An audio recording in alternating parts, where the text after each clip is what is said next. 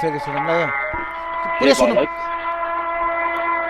केटा 18+ ल एकचोटि 18+ है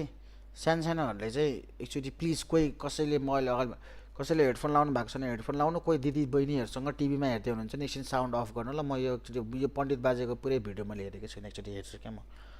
तिमी के वरदान माग्छौ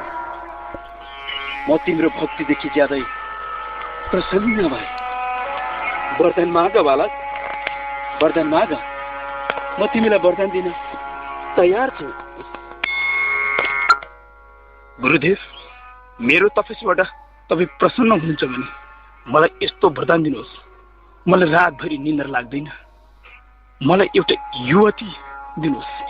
यदि तपाईँ मलाई वरदान दिनुहुन्छ भने ए मूर्ख बालक तँलाई युवती वरदान दिनु माछिने रानीको छोरा म त कयौं वर्षदेखि युवती नभेटाएर छटपटेर जंगल जंगल हिँडिरहेछु भने तँलाई युवती वरदान दिनु माछिने रानीको छोरा त्यो युवती अहिले मैले पाउनु भने म त्यसलाई यस्तो चिग्ने थिएँ यस्तो चिग्ने थिएँ यस्तो चिग्ने थिएँ त्यसको पुच्चीमा यो अति रहेछ मैले सुनेको थिइनँ यार कसम मैले यो सुनेको थिइनँ यार हट अति रहेछ यो अलि ठिक्क त्योसम्म त ठिकै हो कि त्यो अहिले लम्की लम भन्न थालेपछि चाहिँ मलाई सुन्न